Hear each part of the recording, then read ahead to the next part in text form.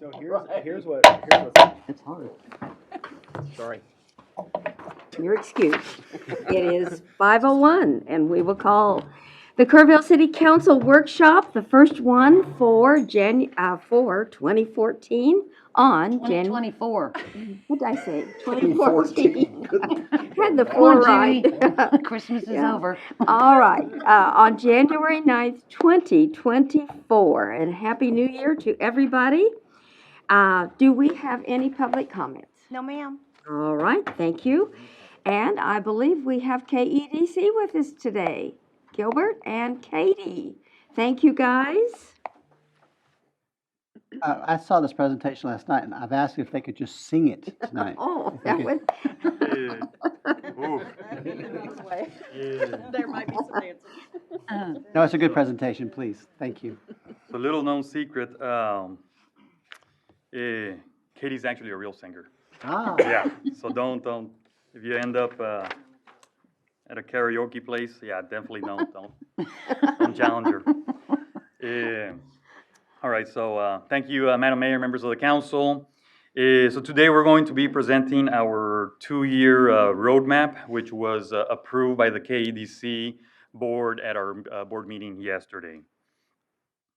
Okay, so the mission of the KEDC, pretty straightforward, is to create new job opportunities and retain existing jobs. We do this through the lens of economic diversification, generating wealth, making sure that the local economy is sustainable and reliable. And, you know, from day one, the one thing that I learned is everything you do, you have to make sure that it's through maintaining the fabric of the hill country, so not to disrupt that. The plan was derived through the stakeholder retreat, which some of you all were a part of a year and a half ago. Also from the 2050 comprehensive plan. And then last year's workforce strategic plan that we worked on, that actually resulted in the child care initiative. So we've grabbed from that as well. And circling back to the 2050 comprehensive plan, I think you all know my story. I mean, that's actually one of the reasons I ended up here 5 years ago. We're, you know, looking at that plan and really seeing that it was a forward-thinking plan. We're still using that to date and moving forward. And I'd like to say that we're having success with what we're doing thanks to that plan. So the strategies that we'll be utilizing will include 7 different pillars. That is marketing, BRE, which is the acronym for Business Retention and Expansion, Workforce Development, Recruitment, Entrepreneurship, and then as of this year, we added 2 more items, which was Budget Management and Executive Leadership Coaching. I'll start with marketing. So within the first pillar, there's a 3-prong approach, and that is communication with our stakeholders. The other one is community awareness, and then marketing for investment. So the stakeholder communication is making sure that we've met. We usually meet, well, depending on, you know, on a project by project basis, but we'll meet with our stakeholder, with the chairs of each stakeholder group, and then with the individual members where we can. So now we're going to make it a point to meet on a more regular basis, and then have consistent messaging in some of these one-on-one meetings. And then in turn, helping us identify some of the needs and opportunities that we might not be seeing. And then reporting on our different projects, and then the return on investment, both for the organization as well as the projects that we have and the impact that they're having on the community. Community awareness.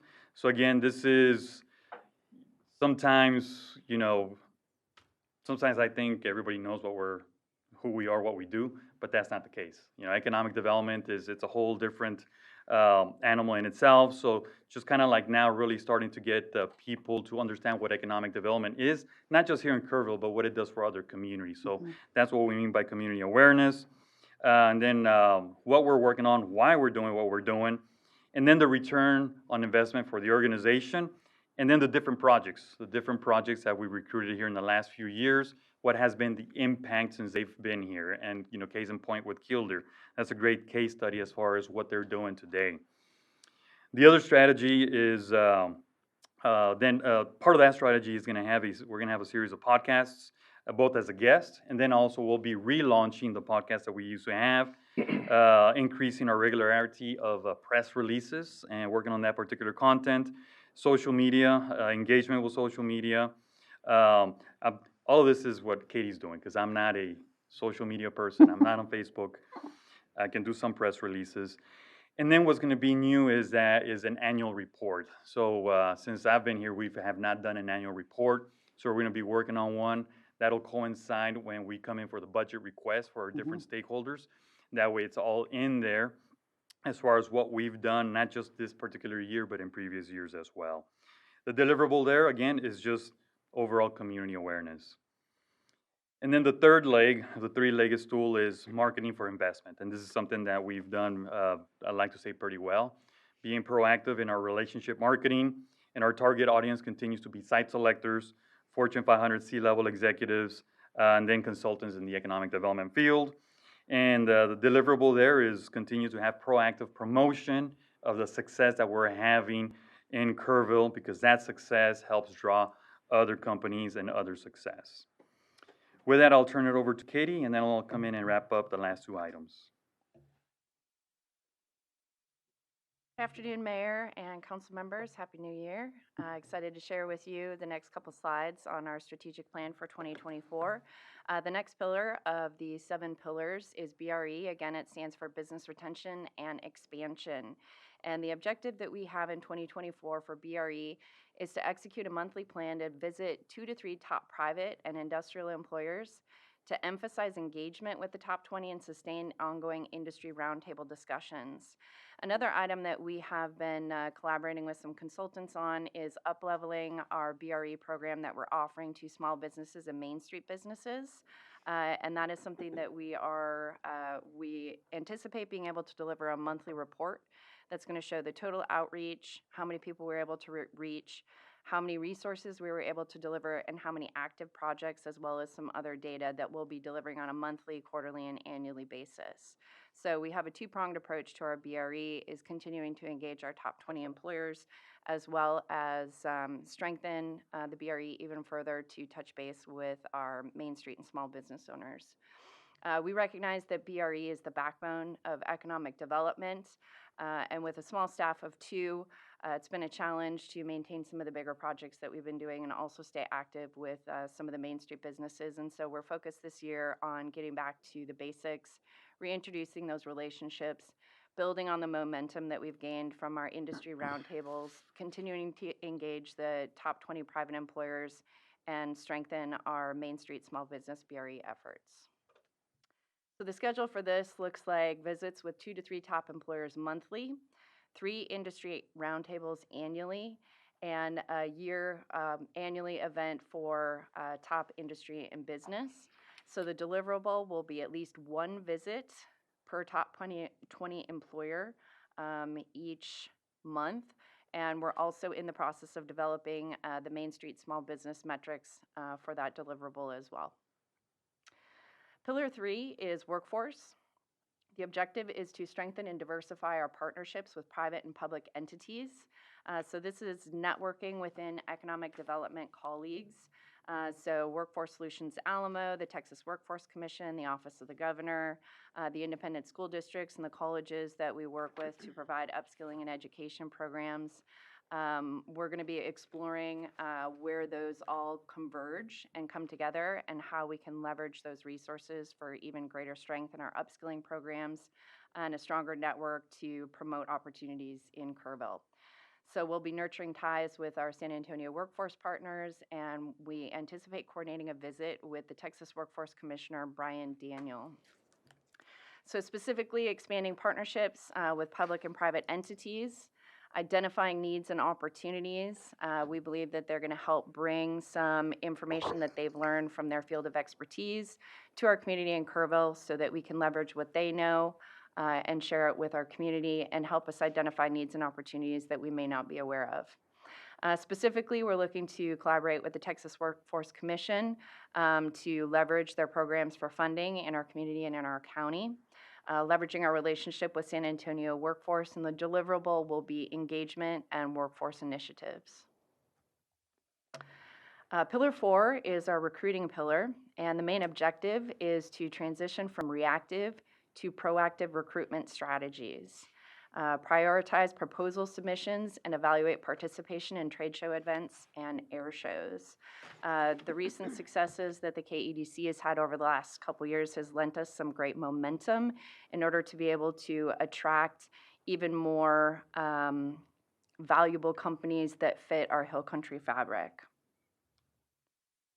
So the recruiting is proactive recruitment efforts, attend the air show and following through with leads that have been generated through that trade show. Working with the governor's office on their request for information, they do send us a variety of leads on a regular basis. We're also doing some research on a trade mission to Monterrey, Mexico. We've been approached by a couple different groups suggesting that this could be a good opportunity for our community, so we're looking into it to find out if it's in alignment with the other programs that we have going on. The deliverable here would be lead generation, businesses that are looking to expand or headquarter themselves in Kerrville, and keeping our pipeline full so that we can pick the very best companies that fit our community. Pillar 5 are our entrepreneurs. The objective is to launch a virtual incubator led by me. Does it sound like I'm reading this for the first time? I'm not. I'll say that more confidently. Launch a virtual incubator led by me. Transition from the Innovation Forum to the Venture Crawl and explore potential revenue streams through memberships. So I believe that I may have reported to you guys recently, or perhaps it was EIC and I'm just having a memory lapse. But we have been in conversations with Bob Jones, who is our keynote speaker at the Texas Venture Call that we hosted on October 6th. He's got a really, really great career history and work history in doing incubators and fellowship programs with some very prestigious universities and programs across the United States. And so we're very grateful to have these conversations with him, but we are brainstorming some different business models and ways to deliver a virtual incubator. We're still in the brainstorming phase, but I'm hopeful that we will have a deliverable to share with you soon. And the initial conversations are very, very exciting. But in entrepreneurship, our goals are to relaunch an entrepreneur incubator center. Right now we're playing with a virtual hybrid structure that will be mostly virtual with some in-person events. The Venture Crawl is right now scheduled to replace the Innovation Forum. The Texas Venture Alliance, who we partnered with to do the Venture Crawl in October, is gaining a lot of momentum. I believe they're in their 5th year of their tenure. They recently invited us to attend their Texas Venture Alliance Gala in April that they are branding as the Oscars of Texas Venture Ecosystem. It's a VIP limited event, but it's looking like it's going to be a pretty neat place for us to represent Kerrville and brag on our community and recruit some of those folks to come and partner with us on some projects. But we do believe that our initial anecdotal evidence suggests that the virtual incubator could generate a cash flow. And most importantly, the entrepreneurship initiatives that we're developing, we're aiming to provide even more support for local businesses that are in early stages. So our tentative schedule at the moment is 12 online in-person sessions for entrepreneurs, small business owners, business students, etc. The deliverable is a membership entrepreneur center. And when it comes to the financials, I'll turn it back over to my boss. Thank you, Katie. I will say she mentioned the Monterrey trade mission. So today there was a groundbreaking ceremony at 2 o'clock, and rule of thumb in economic development: if you have a prospect that walks in through the door or calls the office, you drop what you're doing, because that is your customer, that is your client. So that's exactly what happened today. Actually, they called earlier today, and they scheduled a call right at 2 o'clock, and it was because we are working a couple of prospects, pretty big prospects out of northern Mexico. They reached out to us. They reached out to us via the governor's office and said, "We understand that you're working with such and such company. Tell us about Kerrville. We want to know. I mean, we're looking at an investment in Texas, so on and so forth." So that's where I say, like, success draws other success. Big fish like to draw other big fish. So it's again, it's it's a little bit of science that goes into all of this, and once you start connecting the dots. Okay, so on the budget side, so that is one of the ones that was added. This is at the request of the EDC board and the chair. So I've been working with the chairman, Todd Bach, on a monthly basis now to make sure that we now have an astute budget management practice within the organization. And now moving forward, ensuring that we have some kind of a surplus at the end of our fiscal year. The deliverable there is a balanced budget. And then the last one is coaching. So believe it or not, Katie and myself, we are not 100% experts in everything that we do. So we do need a little bit of a mentorship, and this is what this is.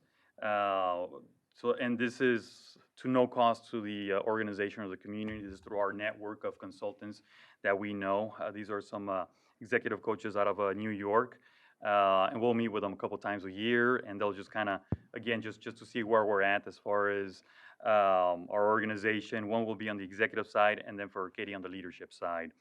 And then in addition to that, participating in at least one statewide or a national committee.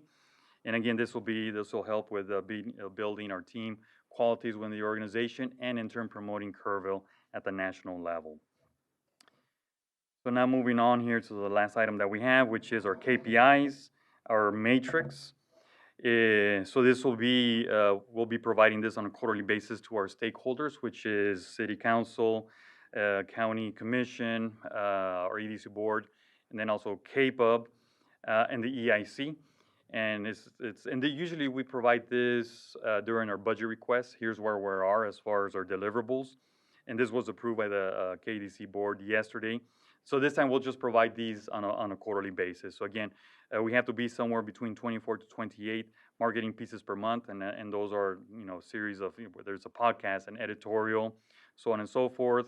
National media, trying to get between at least four to six interviews or articles about Kerrville at the national level in trade publications, and then 20 visits per year. That equals to one in-person visit with each one of our top 20 employers.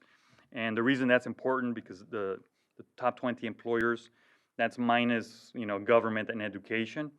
That's the medical, the health, industry, manufacturing. Those are your top employers, which by state statute is defined as primary jobs, which are the ones that bring wealth into your community. So it's to our benefit to make sure that we meet with them, to gauge the pulse of our local economy. And then continue with our quarterly roundtables. Katie's been doing a fantastic job with those. And the quarterly roundtables is having the executives or plant managers of each of these top 20 employers meeting on a quarterly basis, sharing information as to what they're working on, what they're seeing, and then when they all come together, and that's typically the true strength of an economic development organization. Can you bring them to the table? The power of convening? And they'll represent between 6,000 to 10,000 employees here in the region. And that's clout right there as far as when you're trying to do something. And then meetings with our members, workforce members and leadership, and that's typically up in the Austin area. And then continuing with our lead generation. And then signing at least 20 members for the relaunch of our Entrepreneur Center. Having one event for the entrepreneur members, and that would be the venture crawl that we did just a few months ago. Continuing our meetings with the chairman as far as the budget, the executive coaching, and the committee membership and participation. And that concludes our 2-year strategic roadmap. And the reason it's 2 years is because we are now in the second year of our 3-year service agreement, both with the city and the EIC. So we said, let's just do the 2-year. Once we start get ready to start the third, then we'll do a 3-year plan of action at that point in time. Happy to answer any questions. Can you help me understand what a member is? You referred to members a lot. Okay. When you talk about you're going to have meetings with your members or gain more members, who are you referring to? Okay. As an entity or an individual? Ooh, okay, so let me go through my little dictionary here. So stakeholders are like y'all, Right. the city, our 4 stakeholder groups, and the members within each of those stakeholder groups. Okay. Members, no, for prospects, I don't use that one. For prospects, it's just prospects. Membership would be for the Entrepreneur Center, and that's paying members Okay. for the member, which is, it's like a $150 fee, annual fee. We're between 8 to 10 right now, I think. So we have to make sure that we get at least to 20. Not too sure where else I might have used it, but those are the I think ones that's pretty that much it. I think you Okay. covered. And the second question I had is, do you foresee that you're gonna need any additional funds to meet any of the deliverables that you've set out in your 7 pillars? Oh, we could always use more. mean- I'm sure you could. All of us if- could, right? Yeah, if everything's within the budget. Okay. And we have some wiggle room there. Okay. To make sure we have some surplus, and we've already identified, so a practice that we've taken on here in the last year is when we do sign a contract, especially with, some of the consultants where we need help, we do on a month-to-month basis. And I will say it's not fair to them because they usually want at least a 6-month, if not a year contract. But we tell them we have a tight budget. So if we need to pull out, we do. And then we identified other consultants that are kind of like more of a want as far as a need. And 6 months into our program of work, if we see that we're going to be running pretty tight, then, well, we call those the cutters, right? We can cut those. So we're on track to have any balanced budget this year. Thank you for your presentation, and both of you for being here. Thank you. Council, anyone else, anything? Just kind of a side note, do you have an update at all on I'm only asking this because people are asking me about it, but is there any plans at all to try and get some more daycare facilities here? Have you been in talks with anybody? So that'll be a question for Katie. Katie? That's why I was looking at you. Yeah, no, great question, and I'm happy to share with you where we're at with that. Yeah. One of the important pieces of information that we've been waiting on is the Kroc Center has been doing a community study to try to evaluate the needs to find out if they're in alignment with what we've anecdotally discovered. Mhm. Their survey was pushed back by their consultants, and so we got the delayed results. Okay. Right before we left for Christmas, Jeremiah informed me at the quarterly roundtable that he had just received those results and they were reviewing them internally. Mm. And so I anticipate being able to follow up with him this month to get more information on that. Okay. I know I have had conversations with Dalton and other city staff about some of the tax incentives that were recently passed by legislation. Mhm. So we're continuing to follow up on those leads to see if we can help, motivate and strengthen that in our community. I Okay. did also do some coaching with a small business owner, two small business owners that were interested in doing a daycare startup. Mhm. One of them we lost to another community. The other one is still doing some research, and it seems that she's a bit out on her plans, so I don't think we can expect to see some immediate results there. But it is something that we're still actively working on and following up on. Okay. We just don't have results to report yet. Okay. And you can email me separately if you want, if you have any I'd be information happy you to, think would be. And I'd benefit from your feedback. Okay, awesome, thank you. Thank you. I just want to say thank you for your 2-year roadmap. I think it's going to, one of the things that I have felt, and I think some of the other board members have felt, you guys have a story that hasn't been told well enough yet. And I think this is going to help you tell that story. And I'm just delighted to see it. And I also applaud you because you're going to stay within the budget, and your budget does not overflow. So I applaud you for that. And you guys do such good work for us, and we need to help you tell your story. So thank you, thank you. Thank you. The other thing I wanted to mention, the Mission Trade Program with Monterey. I've had some people talk about that they think that would be a very good thing for our community. So would encourage you to continue that, look into that, yeah. So, anything else, anybody? All right, thank you guys, keep up the good work. Thank you. All right, council, we are ready for an executive session. I believe we will go into executive session on 551.071 and 551.078. Does that cover everything? I don't. Or we're I not don't going think- I to? don't think we need to, really, not too many updates. The only thing that's kind of up and coming on Megacrete is there's a timeline for the zoning process, which would be finalized, I think, April 23rd, if I remember correctly. So they'll be starting the paperwork process for that, and that's pretty much it. Okay, and I think they have a date that they're going to announce. Yes, ma'am. February 1, Right. we're starting to work on all the details of that, and so we're working to get that set up, so. Okay, so forget what I just said about going into executive session. We don't need to do that. Anything else, Dalton, Mike, Forrest, that, all right. Then at 5:26, we will adjourn the first agenda workshop for 2024.